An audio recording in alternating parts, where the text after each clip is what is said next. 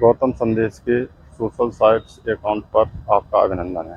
आज एक ऐसी कहानी सुनाने का मन है जो इतिहास के पन्नों में बहुत गहरी स्याही से दर्ज है। बात शुरू होती है शमसुद्दीन इल्तुतमिश से।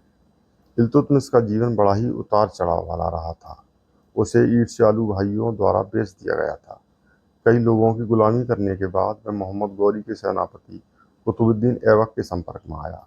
कुतुबुद्दीन ऐबक ने शमसुद्दीन इल्तुतमिश की प्रतिभा को न सिर्फ पहचाना बल्कि सही से इस्तेमाल भी किया। गौरी के बाद कुतुबुद्दीन ऐबक ने दिल्ली का सुल्तान रहते समय बदायूं पर फतह हासिल की, तो बदायूं की जिम्मेदारी पूरी तरह इल्तुतमिश को ही दे दी। साथ ही अपनी सबसे छोटी बेटी तुर्कान खातून से निकाह भी कर दिया। बदायूं की वर्तमान जामा मस्जिद को लेकर न्यायालय में विवाद चल रहा है। इसे नीलकंठ महादेव मंदिर बताया जा रहा है। इसी स्थान पर 1205 में रजिया का जन्म हुआ था। कुतुबुद्दीन ऐबक की लाहौर में पोलो खेलते समय अप्रत्याशित अंदाज में मौत हो गई, जिसके बाद आराम शाह गद्दी पर टिक नहीं पाया। कई घटनाक्रमों के बाद शमसुद्दीन इल्तुतमिश दिल्ली का शासक बना। उसने शासन व्यवस्था के साथ कई उल्लेखनीय कार्य किए। कुतुबुद्दीन ऐबक को कुतुब मीनार की आधारशिला रखने का श्रेय दिया जाता है, जिसका निर्माण कार्य इल्तुतमिश ने ही पूर्ण कराया था। वह बेहद धार्मिक उदारवादी था, लेकिन उसके कई पत्नियां और कई रखैलें थीं। इल्तुतमिश ने अपने सबसे बड़े बेटे नसीरुद्दीन महमूद को अपना उत्तराधिकारी बनाने के लिए तैयार किया था, लेकिन उसकी 1229 में मृत्यु हो गई। अन्य सभी बेटे अय्याश किस्म के थे, जिन पर उसे विश्वास नहीं था। इसलिए उसने इस्लाम और शरिया को दरकिनार कर अपनी बेटी रजिया को अपना उत्तराधिकारी बनाने का निर्णय ले लिया। अंत में कुर्लूक के गढ़ बामियान की ओर जाते हुए इल्तुतमिश बीमार पड़ गया। उसे ज्योतिषियों ने लौट जाने की सलाह दी। उसने महल में आने के बाद रजिया को अपना उत्तराधिकारी घोषित कर दिया। ये निर्णय उसके बेटों के साथ मुल्ला मौलवियों को भी पसंद नहीं आया। 30 अप्रैल 1236 को दिल्ली में इल्तुतमिश की मृत्यु हो गई।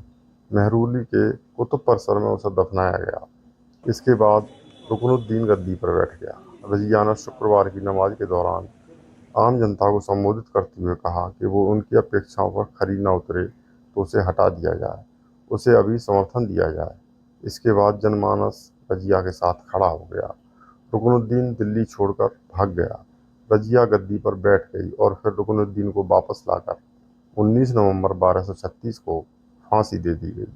अब रजिया बेखौफ होकर शासन करने लगी। हाथी पर सवार होकर दिल्ली की सड़कों पर भ्रमण करती थी, आम जनता से मिलती थी।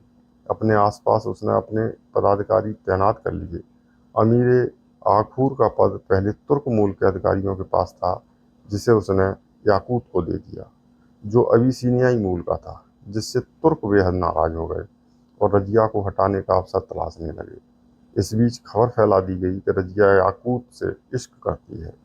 इस खबर से रजिया के विरुद्ध माहौल तैयार हो गया। उसने विद्रोह दबाने को पुराने कई पदाधिकारियों को बड़े पद पुनः वापस कर दिए, लेकिन वह सफल नहीं हो पाई। अंत में उसने भटिंडा के गवर्नर मलिक इख्तियार उद्दीन अल्तुनिया से भी निकाह कर लिया, लेकिन तब तक सौतेले भाई मुइजुद्दीन बहराम ने गद्दी कब्जा ली। अंत में 12 अक्टूबर 1240 को दिल्ली के कैथल में रजिया और इख्तियार उद्दीन अल्तुनिया को डाकुओं ने मौत के घाट उतार दिया। कैथल में एक अन्य बहन के साथ रजिया की कब्र आज भी देखी जा सकती है। रजिया ने 3 वर्ष 6 महीने और 6 दिन तक शासन किया था। रजिया को सुल्तान जलालत अल दुनिया बल्दीन और अल सुल्तान अल मुअज्जम रजियात अल दीन बिन्त अल सुल्तान और सुल्तान रजियात अल दुनिया वल दीन बिन्त अल सुल्तान नाम से जाना जाता है। उसका नाम इतिहास में सदैव अजर अमर रहेगा और उसके साथ बदायूं का नाम भी सदैव जुड़ा रहेगा।